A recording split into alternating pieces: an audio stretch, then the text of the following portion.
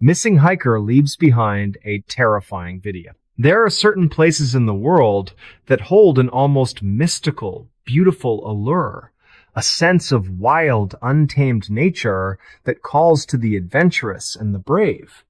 For those who seek solitude and a break from the everyday noise of city life, a trip to one of these remote, quiet corners of the globe can feel like a spiritual experience. But what happens when that silence turns sinister? When the beautiful, untouched landscape becomes a hunting ground? And when the thing you thought was your escape becomes your final destination? This is the story of Alistair Finch. And the last thing he ever recorded, Alistair was a perfectly ordinary bloke from Bristol, with a passion that bordered on obsession for hiking and a growing YouTube channel dedicated to his outdoor adventures. He was no professional survivalist, no daring thrill seeker leaping from cliff tops. He was just a regular guy who found his peace on the trails of Britain. The Brecon Beacons in Wales, with their sweeping vistas and rugged, challenging paths, were his favorite. He'd hiked them dozens of times, knew the winding routes like the back of his hand, or so he thought. It was a cold, wet Thursday morning in late autumn when Alistair set out. The mist clung to the hills like a shroud, and a fine drizzle misted the air, making the already slippery rocks slick and treacherous. It wasn't a day for a casual stroll, but Alistair was well-equipped and experienced. He had his waterproofs, a rucksack packed with supplies, a fully charged mobile phone with a downloaded map, and, of course, his trusty handheld camera.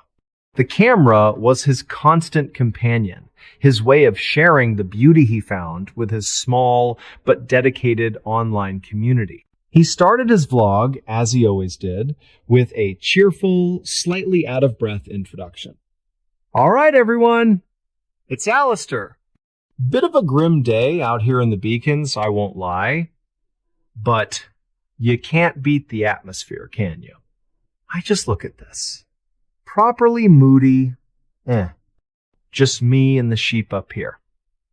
He panned the camera around, showing the misty gray landscape, the heather and gorse a deep, muted purple against the dark rock. He seemed completely at ease, in his element. For the first few hours, the footage was what you'd expect. Alistair clambering over rocks, stopping to admire a small waterfall, talking about the history of the area. He was doing what he loved. But then, the atmosphere of the video began to shift. It was subtle at first. He'd stop talking for a moment, his head tilting slightly as if listening. He'd glance into the distance, his brow furrowed. "Did you hear that?" he'd mutter, his voice barely a whisper. Sounded like a whistle. He's right just a bit strange, is all. No one else around here for miles. He'd shake his head and laugh it off, blaming it on the wind or his own imagination. But the cheerful mood was gone, replaced by a cautious, watchful silence. The camera would remain focused on his face for long moments as he just listened. He came to a spot he didn't recognize. It was an old, dilapidated stone wall, half buried in the earth, leading off the main path, a path he was sure he'd been on before. He pulled out his phone, checking his GPS. "That's odd," he said to the camera. "GPS says, I'm still on the path. But this doesn't look right. Maybe the map needs to resync." He took a deep breath and, with a shrug of his shoulders, decided to follow the faint trail alongside the wall, just to see where it went. And that was when things took a turn for the horrifying. The footage from this point forward was frantic, jumpy, and filled with a growing sense of dread. The camera was shaking, Alistair's breathing ragged and heavy. He was running now, stumbling through the mud and thick undergrowth, no longer even attempting to narrate. The only sound was the thud of his boots and the frantic rustling of his coat. His face, when it came into view, was a mask of sheer terror. His eyes were wide, wild. darting back and forth like he was being hunted. He would occasionally turn the camera behind him, but all you could see was the dense mist and the gray looming shapes of the hills. But he was running from something. You could feel it in the way his entire body was geared for flight. He'd occasionally hold the camera to his face, his words tumbling out in a panic jumble. "It's been following me for ages. I can't shake it. It's not human." No, not human. It mimics voices. I heard my mom's voice telling me to turn back. Then a baby's cry. Then that laugh. Oh God, that laugh. His voice was choked with sobs, a man at the end of his wits, being pushed beyond the brink of sanity. The horror wasn't in what you could see, but in what you could hear. What he was describing. He wasn't running from a person, he was running from a tormentor that knew how to play on his deepest fears. The footage got worse, much worse. He was out of breath now, his body giving up on him. He collapsed behind a large, moss-covered boulder, the camera pointing straight up into the gray sky. All you could hear was his heavy, shuddering breaths, and then a sound. A horrifying, wet, guttural whisper from just out of frame, just a few feet away. It wasn't a word, more of a wet, ragged sigh. A long, slow intake of breath, as if some great, monstrous thing was right there, just on the other side of that boulder, watching him. Then there was a high-pitched, inhuman shriek that ripped through the quiet of the hills. Alistair let out a single gut-wrenching scream, a scream of pure, unadulterated terror, a sound that would haunt anyone who ever heard it. And the camera tumbled, landing in a patch of thick mud. The last few seconds of footage showing nothing but the murky brown earth. That's where the police found the camera. Almost a week later, half buried in the soil, its lens smeared with mud and rainwater. They searched for months, combed the hills, but they never found Alistair's body. They never found a trace of him. Not a shred of his coat, not a single boot. It was as if he had simply vanished into thin air. The police analyzed the footage over and over again. They ran it through every piece of software they had, looking for any sign, any flicker of movement in the background, anything that could explain what had happened to him, but there was nothing.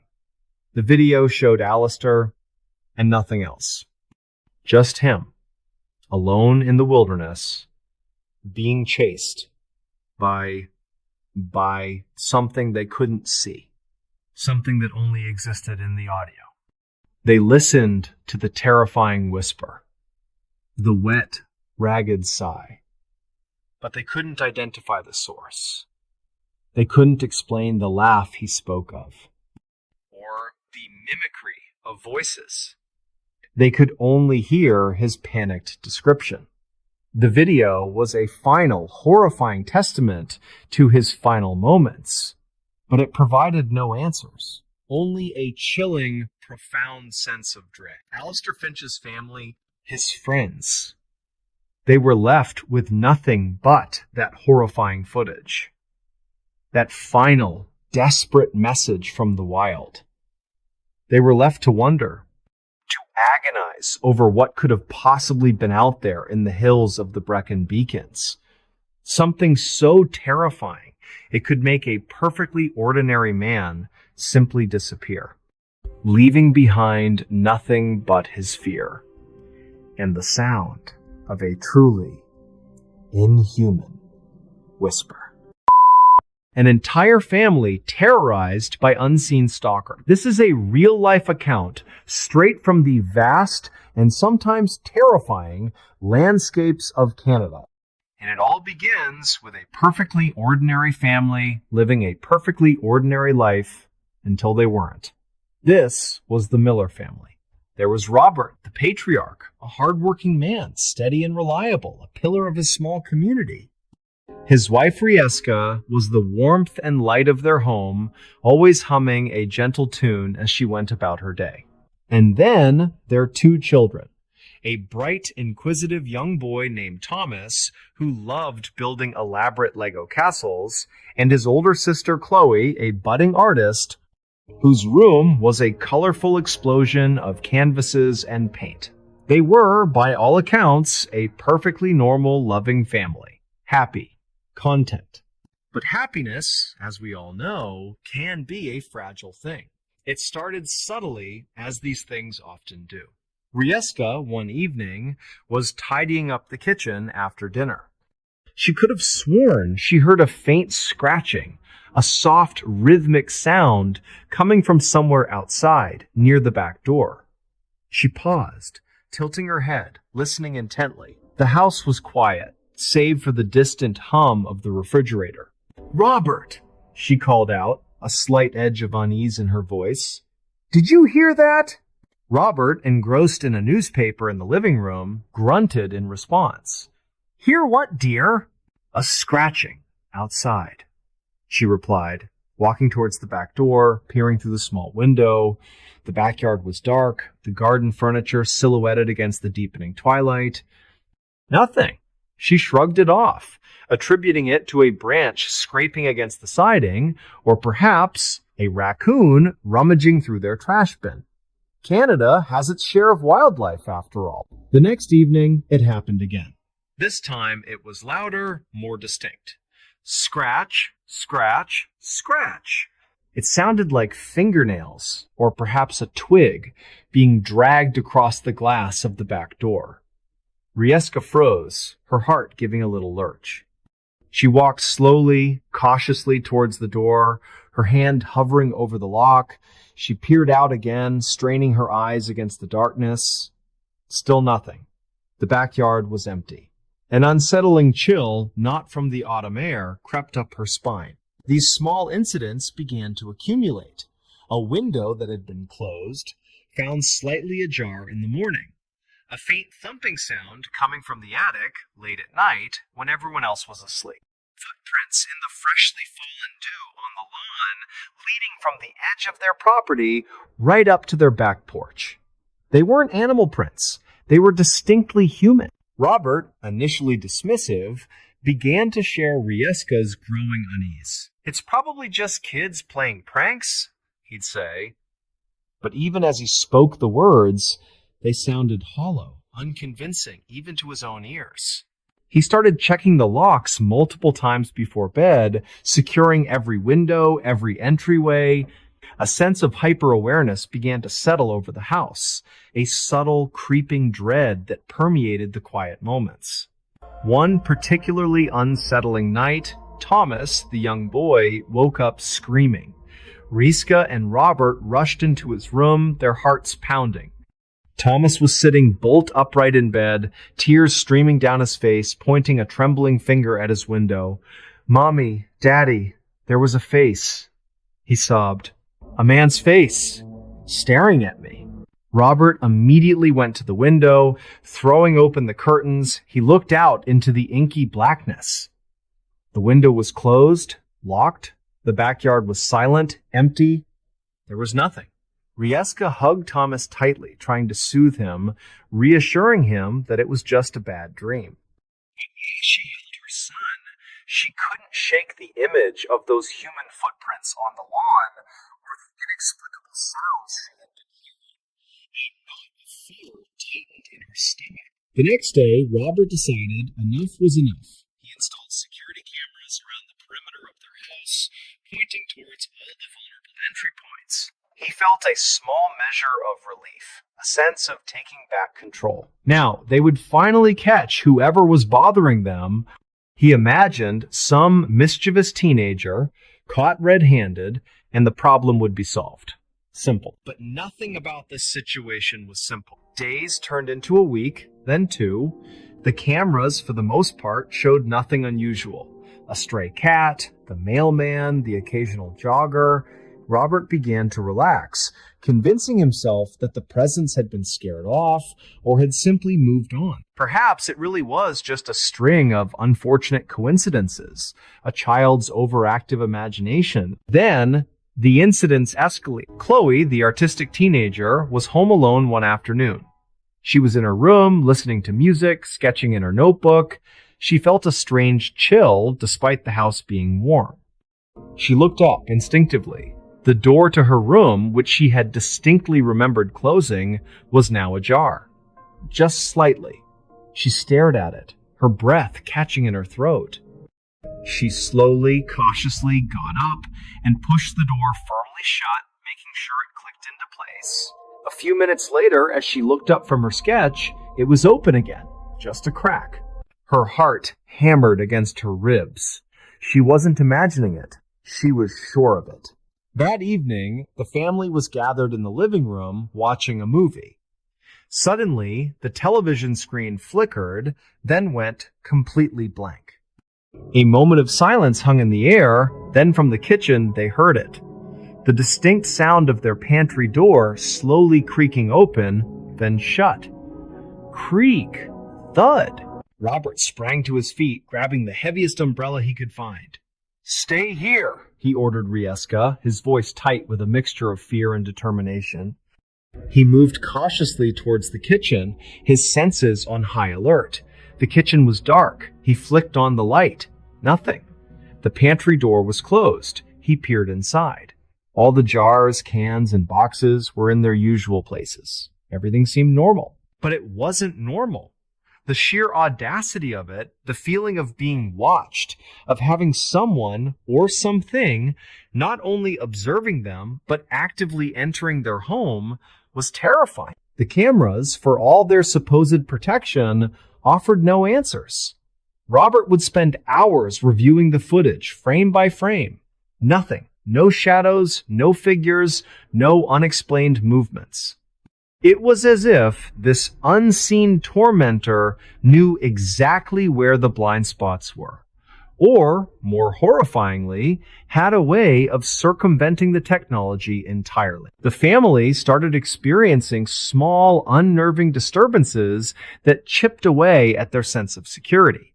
Objects would move, a book from the bookshelf would be found on the floor, a remote control placed carefully on the coffee table would mysteriously appear on a kitchen counter.